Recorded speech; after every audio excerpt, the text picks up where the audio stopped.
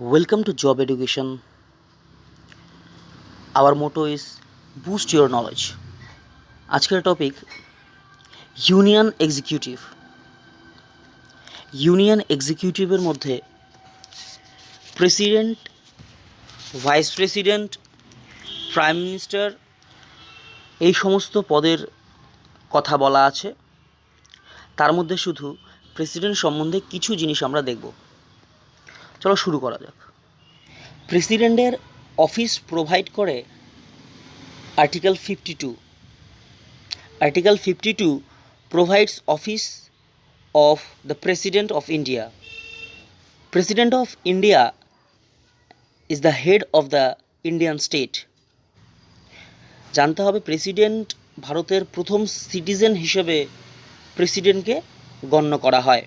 He acts as a symbol of unity, integrity and solidarity of the nation.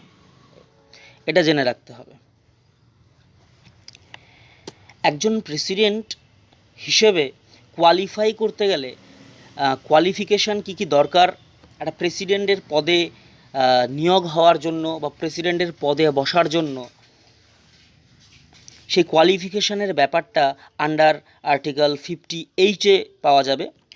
কিছু qualification দরকার হয় president হওয়ার জন্য, তার জন্য তো অবশ্যই সেই ইন্ডিয়ান সিটিজেন হতে হবে, তার বয়স 35 বছর বা তার ঊর্ধ্বে হতে হবে, সে লোকসভার ইলেক্টেড মেম্বার হিসেবে কোয়ালিফাইড করতে হবে এবং তার পাশাপাশি তার যাতে কোনো অফিস অফ প্রফিট না থাকে আন্ডার ইউনিয়ন গভর্নমেন্ট অথবা স্টেট গভর্নমেন্ট অথবা লোকাল অথরিটি অথবা পাবলিক অথরিটিতে, অর্থাৎ সে কোনো জব না করে, কোনো চাকরি না করে স্টেট গভর্নমেন্ট বা সেন্ট্রাল গভর্নমেন্ট বা কোনো প্রাইভেট ফার্মে, তাহলেই সে প্রেসিডেন্ট হিসেবে কোয়ালিফাইড হবে।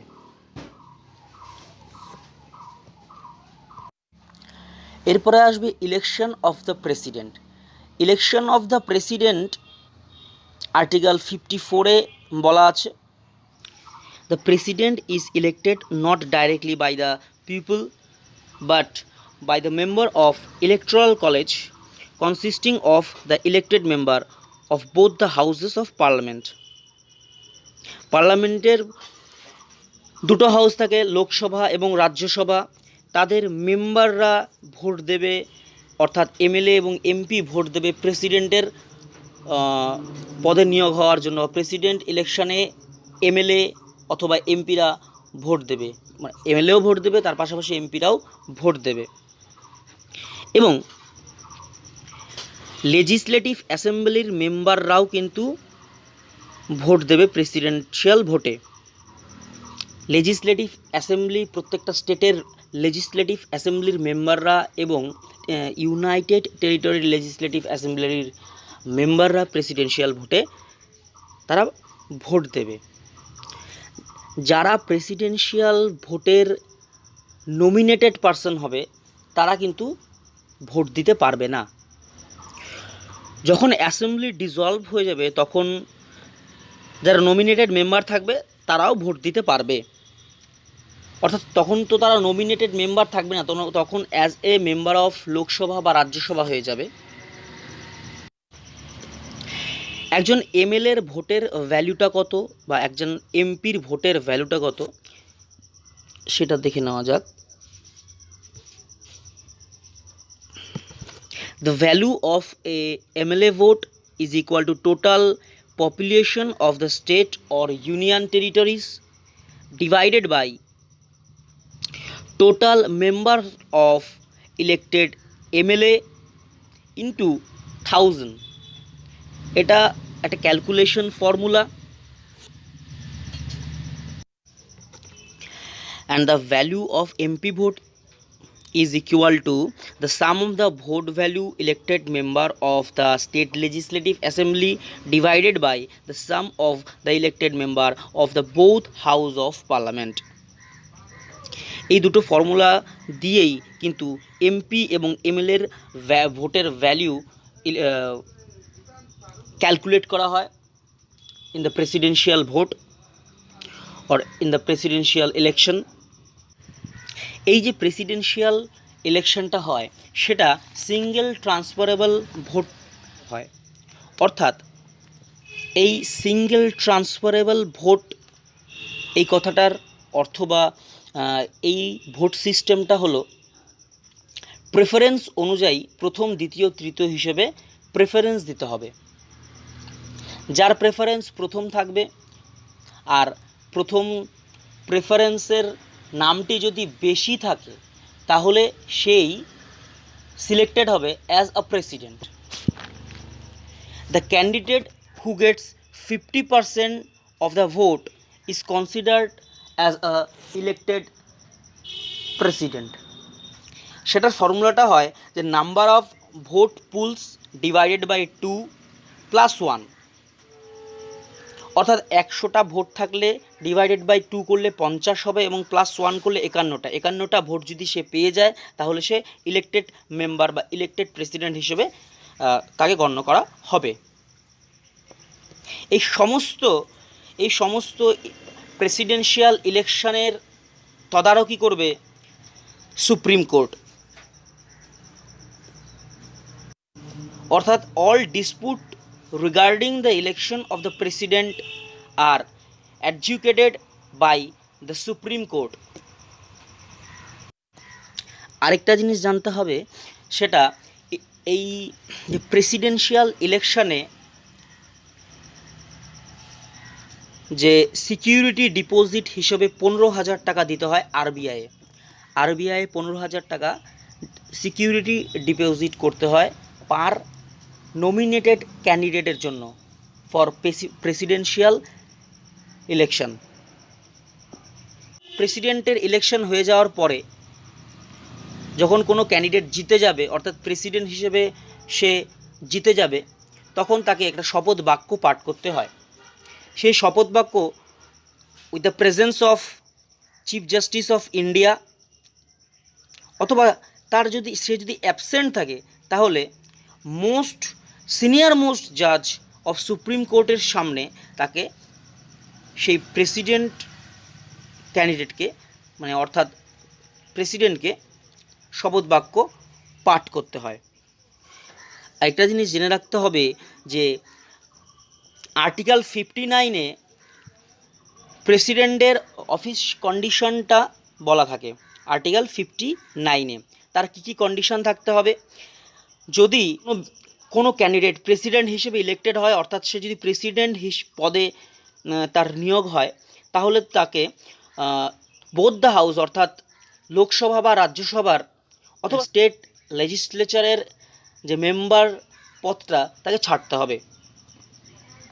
সে লোকসভার মেম্বার অথবা রাজ্যসভার মেম্বার অথবা স্টেট লেজিসলেচারের মেম্বার থাকতে পারবে না।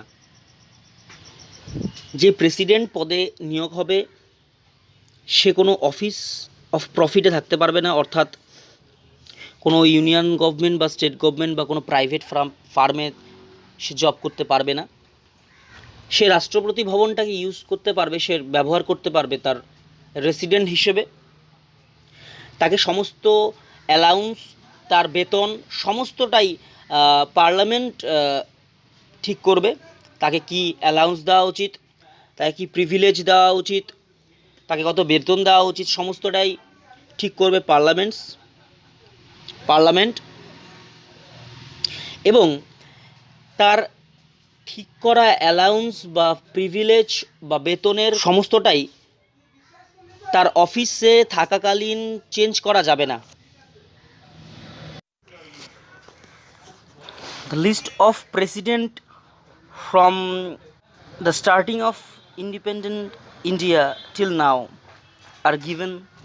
স্বাধীনতার পর প্রথম প্রেসিডেন্ট ছিলেন ডক্টর রাজেন্দ্র প্রসাদ। তিনি জানুয়ারি 26 তারিখ 1950 থেকে 13ই মে 1962 পর্যন্ত ছিলেন। তিনি তো প্রথম প্রেসিডেন্ট ছিলেনই ভারতবর্ষের, স্বাধীন ভারতবর্ষের। তার পাশাপাশি তার প্রেসিডেন্টের মেয়াদটা সবচেয়ে লংগেস্ট ছিল। আজ পর্যন্ত যত প্রেসিডেন্ট হয়েছেন তাদের থেকে তার টেনিয়রটা লংগেস্ট ছিল, 12 বছর ছিল তার টেনিয়র। তারপরে আসে doctor Sarvepalli Radhakrishnan. He was also the first vice president of India. Zakir Hussain, তারপরে আসেন doctor Zakir Hussain. Doctor Zakir Hussain shortage tenure, তার পাশাপাশি প্রথম মুসলিম প্রেসিডেন্ট এবং প্রথম প্রেসিডেন্ট যিনি অফিস অবস্থায় মারা যান, ডিউটিরত অবস্থায় প্রথম প্রেসিডেন্ট ডক্টর জাকির হুসেন, তিনি অফিসেই মারা যান। এরপরে অনেক প্রেসিডেন্ট আসে, যেমন ভিভি গিরি আসে, মোহাম্মদ হিদায়াতুল্লাহ আসে, justice Mohammad Hidayatullah also was the Chief Justice of India and second acting president. Then came V V Giri. এরপরে অনেক প্রেসিডেন্ট আসে, তাদের মধ্যে N Sanjiva Reddy was the youngest president, 64 year age ছিল তার। এরপরে আরও প্রেসিডেন্টরা আসেন।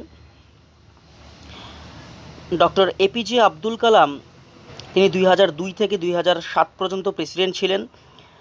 তিনি প্রথম সায়েন্টিস্ট ছিলেন যিনি প্রেসিডেন্ট হয়েছিলেন। এবং এরপরেই আসে প্রতিভা পাটিল, তিনি প্রথম মহিলা যে প্রেসিডেন্ট হয়েছিলেন। তারপরে প্রণব মুখার্জি এবং বর্তমানে প্রেসিডেন্ট রামনাথ কোবিন্দ। আচ্ছা, নেক্সট হলো terms of the president. It is under article 56. The President shall hold the office for the terms of 5 years from the date on which he enter upon his office. অর্থাৎ তিনি যখন তার অফিসে enter হয় সেই সময় date থেকে, সেই টাইম থেকে তার 5 বছর পর্যন্ত তার প্রেসিডেন্ট পদটা থাকে। ইমপিচমেন্ট অফ প্রেসিডেন্ট, এটা আন্ডার আর্টিকেল 61 অনুযায়ী হয়। প্রেসিডেন্ট যদি ভায়োলেশন অফ কনস্টিটিউশন করে, অর্থাৎ কনস্টিটিউশনে ভায়োলেশন করে, তাহলে প্রেসিডেন্টের ইমপিচমেন্ট হয়। এই ইমপিচমেন্ট প্রসেসটা লোকসভা এবং রাজ্যসভার মেম্বাররা করে। প্রথমত সমস্ত মেম্বারদের 4 ভাগের 1 ভাগ এগ্রি হতে হবে ইমপিচমেন্টের জন্য, তাহলে ইমপিচমেন্টটার প্রসেস শুরু হবে। দুটো হাউসেরই মেম্বারদের মধ্যে 3 ভাগের 2 ভাগ মেম্বার যদি সেই ইমপিচমেন্ট প্রসেসকে এলিজেবল বলে মনে করে, অথবা সেই 3 ভাগের 2 ভাগ মেম্বারই যদি প্রেসিডেন্টের ইমপিচমেন্টের জন্য ভোট দিয়ে দেয়, তাহলেই প্রেসিডেন্টের ইমপিচমেন্ট হয়ে যাবে, অর্থাৎ প্রেসিডেন্ট তার পদ থেকে বাতিল হয়ে যাবে। এরপরে আসবে vacancy of the president office. অর্থাৎ প্রেসিডেন্টের অফিসে যদি প্রেসিডেন্টের মেয়াদ 5 বছরের মেয়াদ থাকাকালীন যদি প্রেসিডেন্টের সিটটা ভ্যাকেন্ট হয়ে যায়, তাহলে তার সিটের জন্য ইলেকশন হবে। যেদিন ভ্যাকেন্ট হবে তার থেকে 6 মাসের মধ্যে সেই ইলেকশনটা হতে হবে। আর ভ্যাকেন্ট হওয়ার কারণ কিছু, সেই সমস্ত কারণ লেখা আছে যে কোন কোন কারণে ভ্যাকেন্ট হতে পারে। যদি 5 বছর হওয়ার আগেই প্রেসিডেন্ট রেজিগনেশন দিয়ে দেয়, তার জন্য হতে পারে। যদি 5 বছর হওয়ার আগেই তার মৃত্যু হয়ে যায়, তার জন্য সিটটা ভ্যাকেন্ট হতে পারে। যদি 5 বছর পূরণ হওয়ার আগেই তার ইমপিচমেন্ট হয়ে যায়, তার জন্য হতে পারে। যদি প্রেসিডেন্টের যে ইলেকশন সেটা ডিক্লেয়ার অ্যাজ ভয়েড হিসেবে হয়ে থাকে, তাহলেও কিন্তু ইলেকশন হতে পারে তার ভ্যাকেন্সির জন্য। এই যে প্রেসিডেন্টের যে ভ্যাকেন্সিটা থাকবে 5 বছর পূর্ণ হওয়ার আগেই, অর্থাৎ তার ভ্যাকেন্সি শেষ হওয়ার আগেই সেই ভ্যাকেন্সির জন্য ইলেকশনটা হতে হবে। আর কিছুক্ষণ আগেই বললাম কীভাবে ইলেকশন প্রসেসটা চলে, অর্থাৎ তার 5 বছর পূরণ হওয়ার আগেই কিন্তু হতে হবে। এবার কিছু ইম্পর্টেন্ট জিনিস জেনে রাখা উচিত যে in presidential election V V Giri is only the person who won the election of the president as a independent candidate in 1969. Independent candidate হিসেবে 1969-এ ভিভি গিরি কিন্তু প্রেসিডেন্সিয়াল পদে নিয়োগ হয়েছিলেন। তার ঠিক পরে জুলাই মাসে 1977 সালে Neelam Sanjiva Reddy was elected unopposed as no one else filled the nomination of for the post of the president. সেই নীলম সঞ্জীবা রেড্ডির এগেনস্টে কোনো অপোজিশন কোনো ক্যান্ডিডেট দ্বারা করায়নি বলে তিনি একাই ক্যান্ডিডেট ছিলেন প্রেসিডেন্ট হিসেবে এবং তিনি জিতেছিলেন প্রেসিডেন্সিয়াল পদটা বা প্রেসিডেন্সিয়াল ইলেকশন। এরপরে তখন বললাম যে জাস্টিস এম হিদায়াতুল্লাহ অর্থাৎ justice Mohammad Hidayatullah is the only person to perform the function of the president two times. দুবার তিনি কিন্তু প্রেসিডেন্ট হিসেবে ফাংশন করেছিলেন। প্রথমবার 1969-এ তিনি যখন চিফ জাস্টিস ছিলেন সুপ্রিম কোর্টের, তখন তিনি প্রেসিডেন্ট হিসেবে নিয়োগ হয়েছিলেন, প্রেসিডেন্সিয়াল পদে বসেছিলেন। এবং সেকেন্ড টাইম 1982-তে যখন তিনি ভাইস প্রেসিডেন্ট অফ ইন্ডিয়া ছিলেন, তখন প্রেসিডেন্ট অ্যাবসেন্স থাকাকালীন তিনি প্রেসিডেন্সিয়াল পদে বসেছিলেন। আজকের জন্য এতখানি। এরপরে আমরা power and function of the president পড়ব। এর পরের ভিডিওতে আমি অবশ্যই আনব। যদি এই ভিডিওটা ভালো লেগে থাকে লাইক শেয়ার কমেন্ট করবেন এবং নতুন ভিডিও পাওয়ার জন্য চ্যানেলটিকে সাবস্ক্রাইব করবেন। ধন্যবাদ।